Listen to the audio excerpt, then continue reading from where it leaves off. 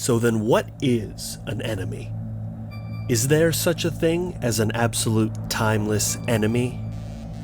There is no such thing and never has been. And the reason is that our enemies are human beings like us. They can only be our enemies in relative terms. Bryan Danielson and Eddie Kingston are two sides of the same coin. Both rose from the grimy underbelly of the 2000s American indie wrestling scene to a national stage. But Danielson, of course, achieved success much faster than Eddie, who remained on regional circuits while occasionally flirting with national attention, whereas Dragon overcame early attempts into holding him back and turned it into a career that was full of multiple WrestleMania main events, world title reigns, and nearly universal critical acclaim. Eddie stayed in the shadows, thanklessly grinding here and there. Sure, he was loved by those that were watching, but places like Chikara and later Evolve were nowhere near the levels of financial success and popularity that a contract with the WWE can offer. That's not to say that it isn't worthwhile. It's noble to do art for the sake of it rather than work for Blood Money Inc., but all the same, Eddie was a man meant for greater things, even as he put on world-class performances in front of 50-person audiences. However, you know all of this already. But what you might not know is that they shared a ring multiple times prior to their fateful meetings in AEW.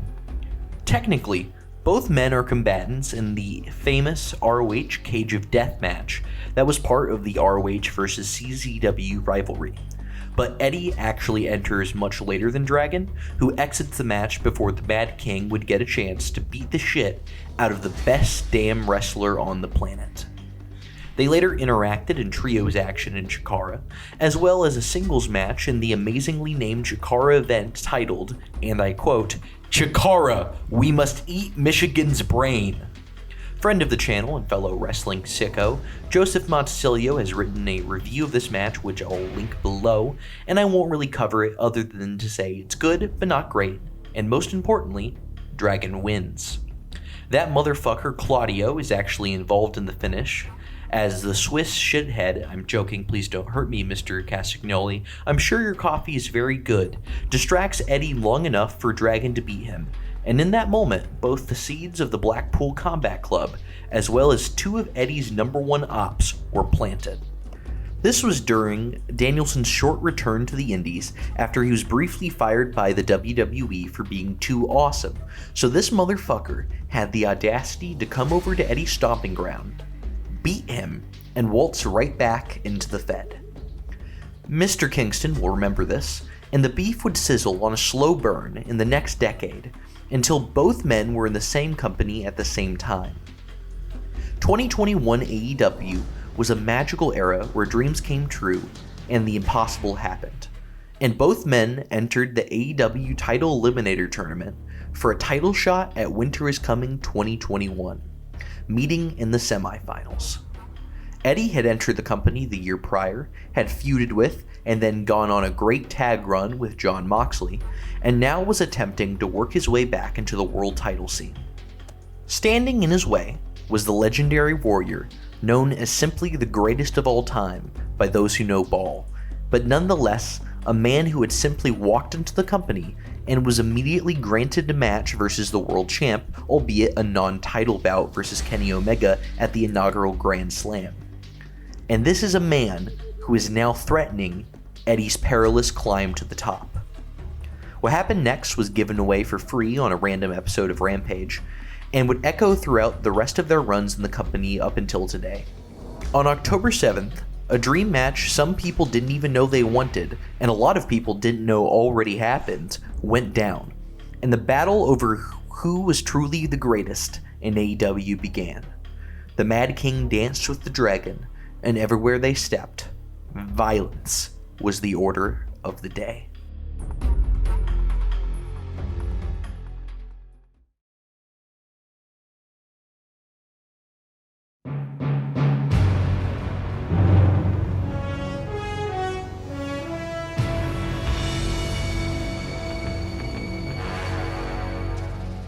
What a thrill silence through the night. What a thrill. I'm searching and I'll melt into you. What a fear in my heart, but you're so supreme. I give my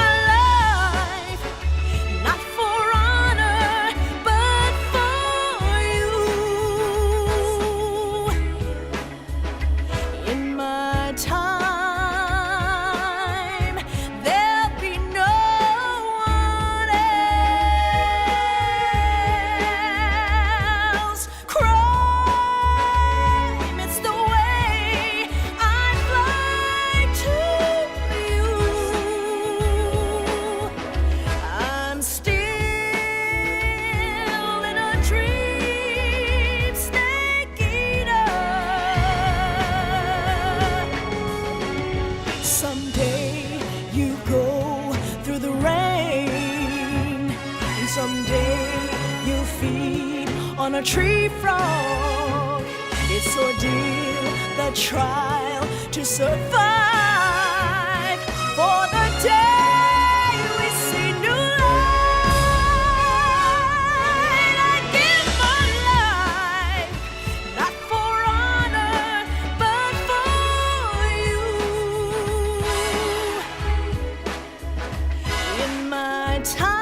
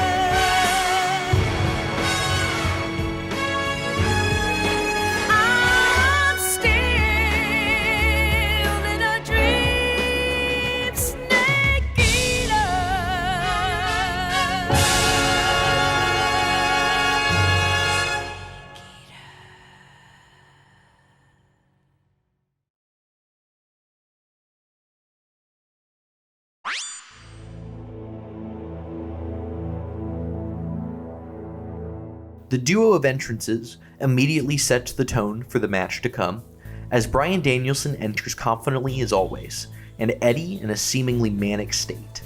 Prior to it occurring, on Dynamite there was a backstage meeting between the two men, where Dragon admonished Kingston for not living up to his potential, something Eddie has taken personally, as he seeks to prove every word out of Danielson's mouth to be wrong.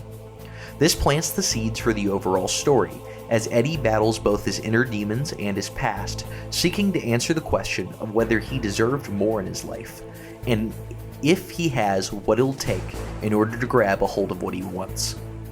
Danielson represents everything he could have been, a mold-breaking indie darling willed into a top spot for the biggest show in the world, and Eddie is going to claim what ought to be his, first by slaying the dragon.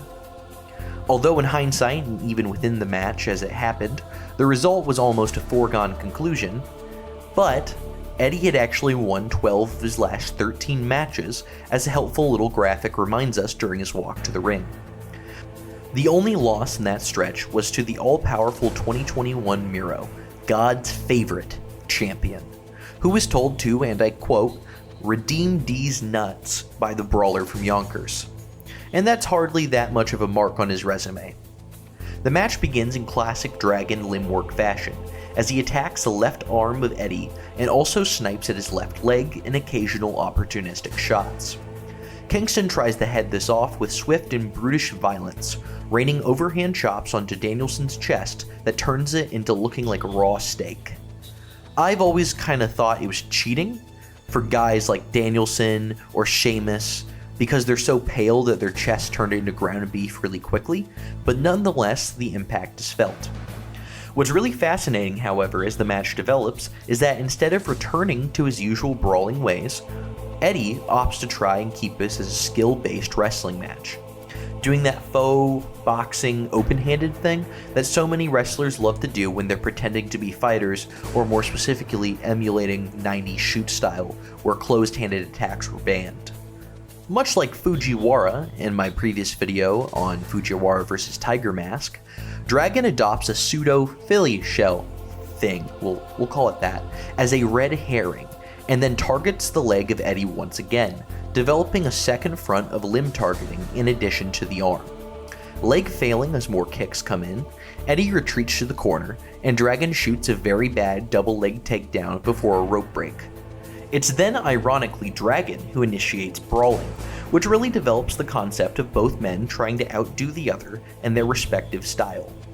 Just as Dragon got the upper hand in the bout of scientific wrestling, Eddie starts to make progress, but whips Dragon right into his classic comeback. Dragon does his classic backflip off the turnbuckle to duck under, then to a lariat that he physically has to do every match or his head will explode. That is just a fact.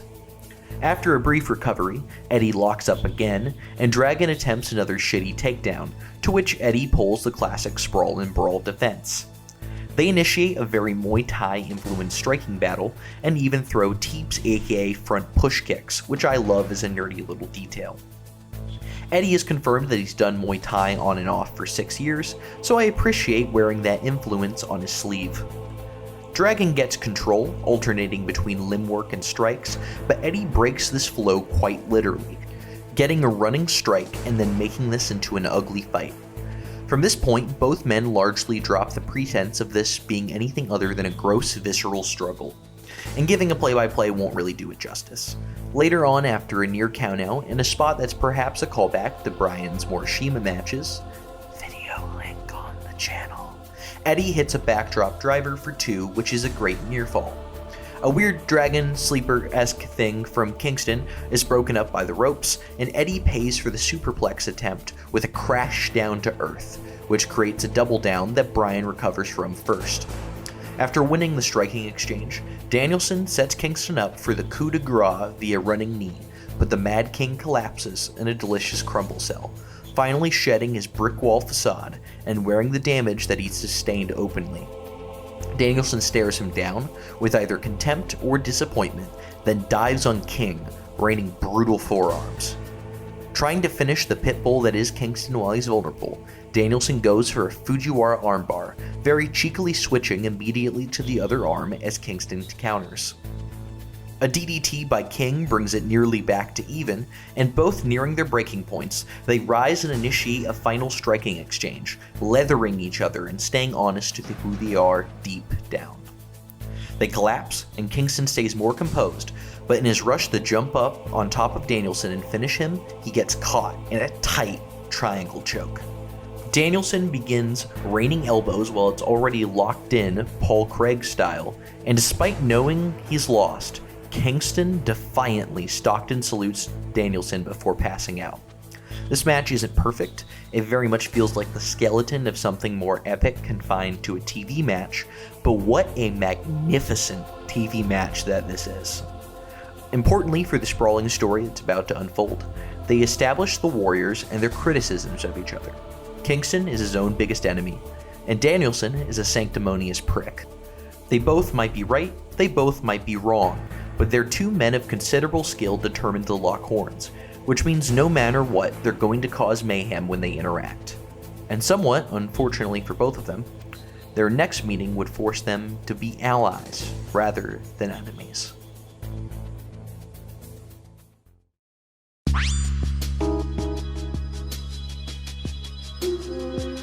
Looking forward, we go past the fall of 2021 and into the spring of 2022. In the time after their match, both Eddie and Bryan have gone on to bigger and better things, Danielson challenging twice unsuccessfully for Hanger's AEW World title, with the first bout being one of the best hour draws of all time. Eddie, on the other hand, feuded with CM Punk, leading to an amazing feud and match that truly marked CM Punk being back into his full powers after only having fun matches with Darby and whoever he happened to be squashing in TV matches. As we build to Revolution 2022, Something is shifting within Danielson that would spell disaster for the life of Kingston, as the former lone wolf in AEW that he was decided to form a stable to enforce his own brutal vision of wrestling on this company. His first recruit is none other than Jon Moxley, Eddie's best friend and tag partner, who he successfully courts only after promising to bleed with him, and the ever-important William Regal coming along to make sure they work past their differences. While it wasn't his intention, at least I'm assuming, perhaps Dragon is even more devious than I think he is, Danielson has stolen one of the only allies that the polarizing Kingston has in AEW, leaving him really only his boy Monkey, aka Ortiz. However, his old friend in Moxley and personal hatred would drag him back into contact with Danielson during the Combat Club's feud with the Jericho Appreciation Society, which of course intersected with Eddie's ongoing feud with Jericho himself, spiraling out of control from their excellent Revolution bout. The interest of both Eddie and the loosely face-aligned Combat Club happen to align, and thus they unite for the summer, with the most prominent part of their collaboration being the original iconic outing of the Anarchy in the Arena. I'm not going to cover that match in detail here, firstly because despite involving both workers we're talking about today, they're teaming up rather than facing each other, and secondly, a significant amount of people more talented than me have already written their pieces on it, and it's been over 2 years at this point. The most important detail for this specific feud is how the two interact towards the end, as the spoil sport Danielson prevents Eddie from lighting Chris Jericho on fire, something most fans, the women he's allegedly sexually harassed, and I would all like to see. For legal reasons, that is a joke. Evidently, murder is wrong and illegal, but that doesn't stop me or Eddie from wanting to see the Lionheart go up in smoke. This loss of cohesion among the ranks of the BCC coalition would go on to lose them the match, and Danielson would be shoot injured by the end, sustaining a concussion that kept him out until the end of the summer. Eddie would stay on the side of the club in the feud for at least a while longer, with another notable performance in Blood and Guts before Claudio Castagnoli stole his glory by submitting Chris Jericho on top of the cage. Yet another piece of evidence that Europeans are ontologically evil and not to be trusted. Sorry, Sam. This is where the paths of the two men largely diverge, as for the next year, Danielson would be injured on and off, between putting on legacy padding performances against the likes of Roosh, MJF, he's still good you fucking cowards, fight me, Zack Sabre Jr., and Kazuchika Okada. In contrast, Eddie would go on to basically speedrun his hopes and dreams, wrestling his dream match against Jun Akiyama, which I made a video about that you should absolutely watch if you haven't, winning the New Japan Strong Openweight title, participating in the G1 Climax, and winning the ROH World title from the John Jones Foundation's World's Skinniest Leg Award winner, Claudio Castagnoli, with the move that his idol, Toshiaki Kawada, told him to use. He, however, decided to defend both titles in the new Continental Classic tournament, finally bringing the awesome round-robin tournament format to where the best wrestle.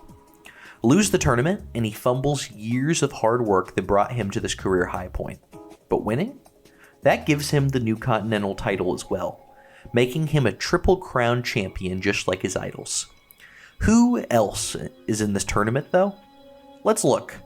Oh, his former best friend Jon Moxley, his arch rival Claudio Castagnoli, and none other than Bryan motherfucking Danielson.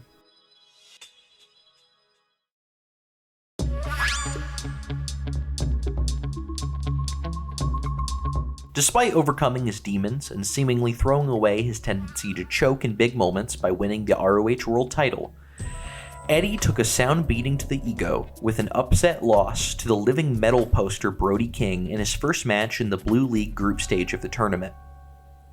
Knowing he had the most dangerous opponent in the tournament ahead of him, Eddie vowed in a backstage promo that he would be more humble and approach the tournament with more poise and brains, as this is no longer a man with nothing to lose, it's a warrior with a legacy, a spot to defend, a reputation to uphold.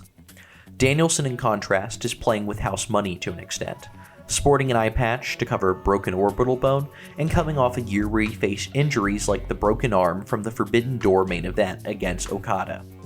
If he loses the tournament, no one will think less of him, and if he wins, he adds more gold to the Dragon's hoard that is his legacy. He and Eddie are both legends of the sport, but only Eddie feels like he has to prove it to the world. After they make their entrances, the announcers reiterate the injuries of Danielson, Nigel McGuinness doing so extra gleefully, and the bell rings, and we're off to round 3 between these two.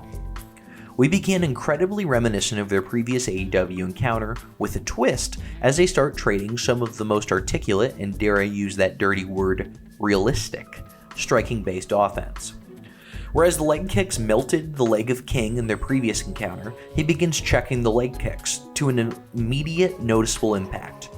While I'm sure most of you shoot-style sickos are familiar with the mechanics of the leg kick, I'll explain this a little to those who aren't. Just skip forward like 30 seconds if this is redundant for you. When you throw a roundhouse-style kick to the leg of your opponent, you're trying to drive your shin bone into the meat of their leg, be it the calf, thigh, or back of the knee.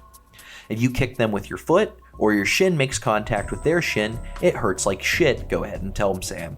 Going bone on bone is like the first thing they tell you not to do when teaching this. Checking the kick is moving your leg either up or to the side so that they sustain something hard and either equal or more damage than you do from the kick. With that out of the way, as you might notice, Danielson's offense, even when he isn't affecting shoot style, is heavily based in throwing chopping roundhouse kicks, especially in the corner, against the ropes, or in a pro-res stand-and strike exchange. This edition of checking kicks fundamentally changes the match even when they move past the Muay Thai exchanges, as Danielson has to respond to Kingston neutralizing one of his primary weapons, and it's just a brilliant subversion of a formulaic part of the standard Dragon match. Kingston fires back, too, throwing hands that knock Dragon on his ass, firmly taking control. Dragon tries the clinch with head and arm control several times, but is largely bullied around the ring, rolling out of it here and there to avoid the onslaught. Kingston also punishes him with some nasty teeps to the body, knocking him down once again. Time and time again, Danielson tries to get something going here and there with grappling, but nothing is truly pressing Eddie until he goes back to the legs, and that's where the fun truly begins. Eddie does avoid one attack to the lower body and initiates bomb throwing on the outside. From here out, even when we return to the ring, Kingston has left strategy behind. Danielson, having learned from the previous match, knows the best way to confront Eddie is to make him beat himself, and he peppers in shots to the leg which allow him to slowly pull ahead. The manic Kingston doesn't quite understand how fucked he is, and finally going for the orbital bone, word to Akira Taue, is too little too late. Last verse, same as the first, the Mad King crumbles, flips off Danielson, and promptly eats a knee to the face for a 3 count. While his first 2 matches in the tournament haven't invalidated the magic gear he's had, they have validated everything Danielson and others have said about him. He was handily winning when he kept his composure, and lost when he was more true to himself by brawling. Danielson looked fallible, so is it just Eddie that's the problem? Has he climbed 90% of the mountain just to learn that the peak is something he'll never be good enough to summit? The true measure of a man is revealed once he faces adversity, and Kingston can still avoid elimination, and thus the ability to defend his title if he wins the next 3 matches outright, no time limit draws. With no margin for error, we fast forward to the end of the round robin section to see if he can live up to his promises.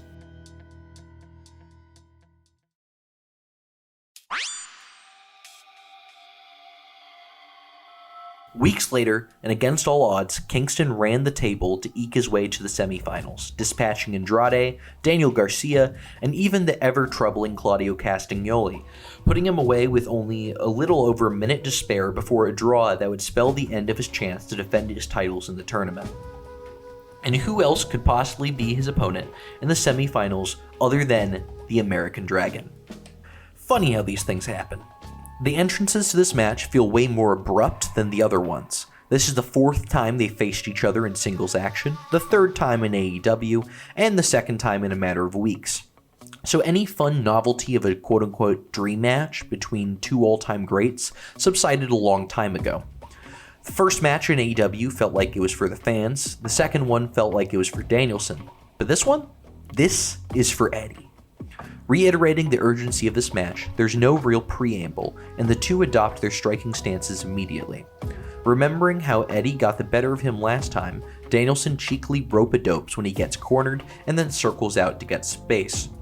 Danielson gets funkier this time in striking, doing what I can only articulate as weird shit with his hands, trying to move strangely and throw off Eddie. Danielson baits him by feinting a tie-up and then blasting a leg kick, but Eddie counters with a Saito suplex. Not letting him recover outside, Eddie does a tope suicida, which is incredibly common for him. Bullying Danielson, he beats him across ringside, cutting off a counter and dragging him back into the ring for more punishment. The only thing that can give him some room to work is grabbing his eye, but yet again Eddie just clubs him to stop him from mounting a comeback. A flying knee to the outside finally gives Danielson daylight, and he smartly grounds Kingston to avoid his strikes. While he's teeing off on his injured opponent, Aberdeen's Finest even hits a liver shot before starting "He's a bum" chants, which is absolutely diabolical. Not so coincidentally, bum was also the epithet that covetous Mongoose Punk called Eddie heavily during their feud in 2021, which occurred right after the first Kingston-Danielson bout in AEW. Danielson continues to be vocal in a way I haven't really observed since its later ROH run, asking Eddie if he's going to flip him off as he did in their previous encounters. Eddie gets to the ropes and Danielson shows him how many fingers he has, which coincidentally coincides with the amount of seconds he has to break the hold. What happens next sets the tone for the rest of the match and marks a significant change in the dynamic, as Eddie rises up to strike not in mania, but in focused, intense fashion.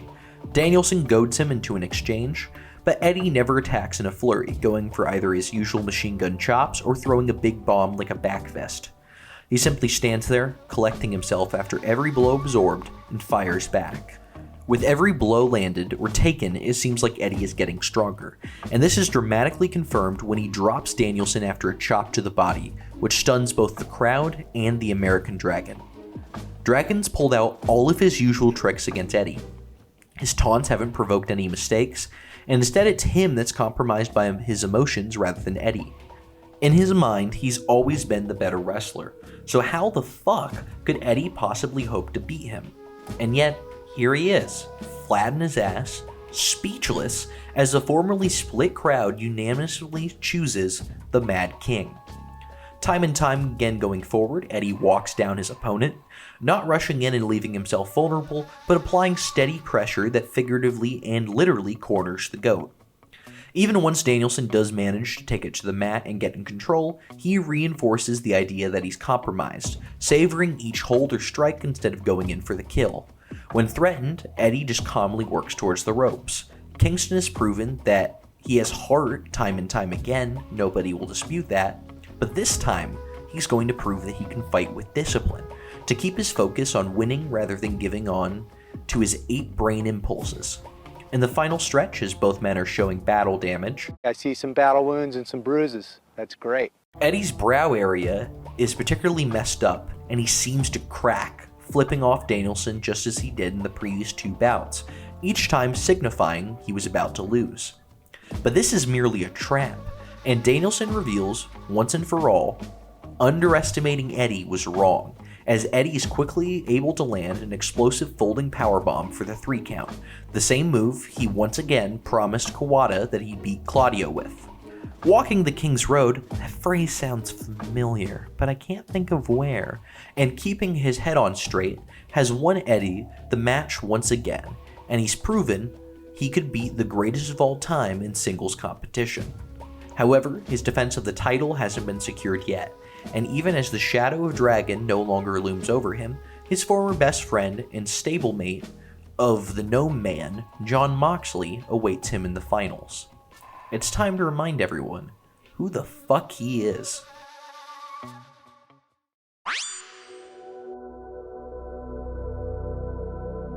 After successfully confronting his former best friend Jon Moxley at World's End, Eddie stands atop the mountain as a champion across 3 promotions. He's the face of New Japan stateside, the holder of one of the most storied world titles in American indie history in the ROH World title, and finally a champion in the second largest promotion in the US, unifying his 3 aspects: a pro-res fanboy, an indie legend, and finally, a star on the national stage. That Continental title is a culmination of every hardship he's faced, the slings and arrows of outrageous fortune subverted, and thus his is the head that wears the Triple Crown. Going forward, he defends his titles nobly, with all 3 titles on the line against Trent Beretta and Wheeler Yuta, as well as a match against Gabe Kidd in New Japan that ends in a no contest. Going forward to Revolution season, it's time for Eddie to prove once more that he can do something he hasn't before. Full Gear 2020, he challenged for a major world title. Revolution 2022, he proved he could win on a big stage. Grand Slam 2023 proved he could overcome his arch rival. And finally, for Revolution 2024, he's going to prove that he can retain his titles on the biggest stage. And which opponent could possibly be a better title defense than the man who was formerly his biggest impediment in AEW? Say it with me, kids. Bryan Danielson. After losing to Eddie in the tournament, Dragon cut an amazing promo where he had an existential crisis, questioning why he's doing what he does if he can't be the best anymore. If he can beat Eddie at Revolution, perhaps he can prove that it is a fluke that Eddie got lucky. Is Eddie a lucky bum, or is Danielson just a judgmental prick? There's only one way to find out, and it awaits them at Revolution.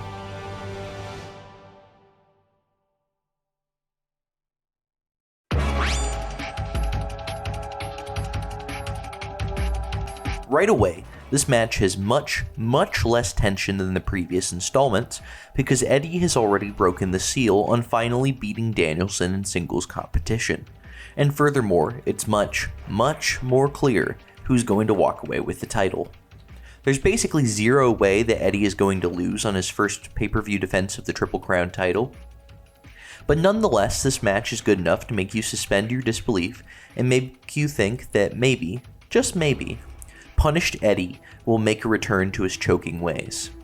Danielson enters in his normal manner when he's healing it up, acting like an ass, whereas Kingston emerges looking like he's ready for the fight of his life, decked out in blatantly obvious Kawada tribute gear that even comes with some nice kick pads to aid him in going shin to shin with the roundhouse kicking gremlin that is the American Dragon.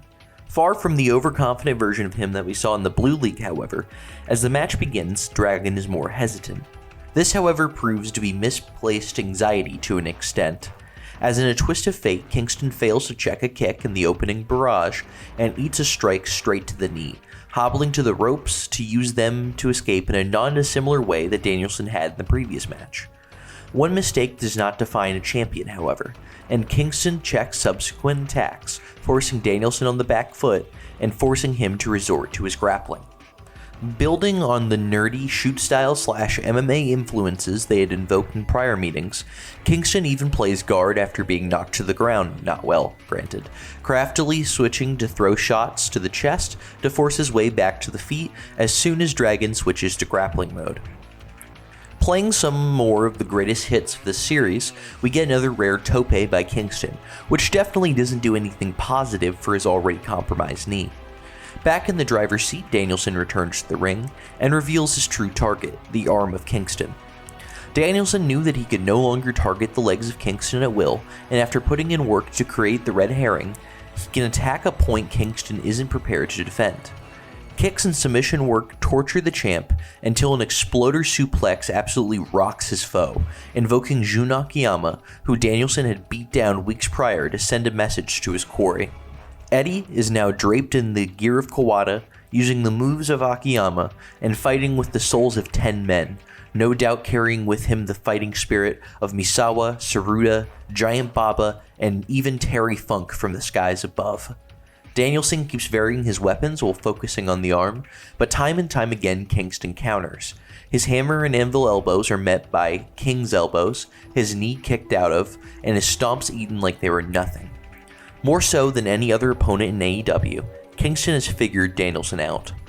Pain is a great teacher, and by suffering at the hands of him for so long, every insult or injury gives him something to reflect on. He is not a bum, he is an equal, and one who might just be the best damn wrestler Danielson has ever faced. After a suplex party that achieves nothing for either man, Danielson goes for one last knee, desperately hoping that he can brute force his way to victory, but it proves to be in vain. He runs straight into a clothesline, followed by a vicious folding powerbomb that would make Kawada or Tenryu proud. 1, 2, 3. The same move that ended Claudio has also slain the Dragon twice. Eddie is triumphant. Danielson wavers on shaking Eddie's hand before finally relenting, even raising it in victory. Eddie hasn't just made the GOAT look mortal, he's solved him cohesively in a way that not even Jon Moxley was able to, despite beating him multiple times in AEW. Danielson has a lot to think about and reflect on before even thinking about attempting to summit the mountain once again, and maybe after some deep thought, he could even become the champion of AEW. But this story isn't really about him. It's about the king of the Triple Crown.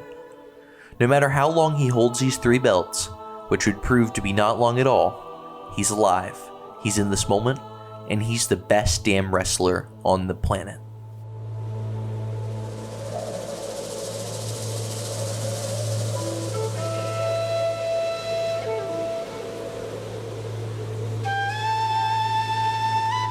Peace made between these 2 combatants backstage after the match, their series in AEW is tied 2-2, yet it seems like Eddie's wins meant more. Maybe that's just because our base expectation of Bryan Danielson is to be the best wrestler in the world, or maybe it's just because we asked too little of Eddie Kingston and kayfabe in terms of expectations after a career of coming up short. I'm reminded of the first promo battle between Chicago Madman Punk and Eddie, where Phil says that he wasn't wrong to see potential for greatness in Eddie, he was wrong to expect him to live up to that. He says that everyone in the locker room was with him on judging Eddie, noticeably name-checking Danielson himself. Outside of kayfabe, Eddie is of course an all-time great, and there's nothing wrong about staying on the indies for most of your career, but it's also true that Danielson and Punk occupy much more of a space in the consciousness of the wrestling fandom because they also made it on the big stage. That isn't fair, but very little in life is, and who's to say that Eddie couldn't have done greater things given the opportunities afforded to those other 2? The hard fact is, we'll never know, which leaves Kingston to lash out at both himself and the world that didn't give him what he felt he deserved. Danielson, on the flip side, has done everything one could, yet is vexed by Kingston, perhaps because deep down he knows that he got lucky. Lucky to be trained initially by Shawn Michaels, lucky to be then taken under the wing of William Regal, and lucky that the fans reciprocated his passion when they didn't for so many other deserving wrestlers. Rather than confronting the reality that his career was luck meeting opportunity, he has to place the blame solely on Eddie and Eddie alone for underachieving. That's not to say that the GOAT's talent wasn't the best, but sadly nothing in this world is a true meritocracy. Someone who had the potential to be the greatest of all time may quit wrestling after being disillusioned, and thank God Eddie was not one of those. Hard work pays off, dreams come true, bad times don't last, but bad times do. I wanted to close this video just talking to you guys. This one took forever to put together, apologies for the wait, due to a myriad of personal issues that have popped up. Nothing serious, just annoying. It may be a while before you see me again, but I love y'all and thank you for the support. Until next time, my Ko-fi is linked in the description. This is Squill, and to Michael McCormick specifically, I'm in your walls.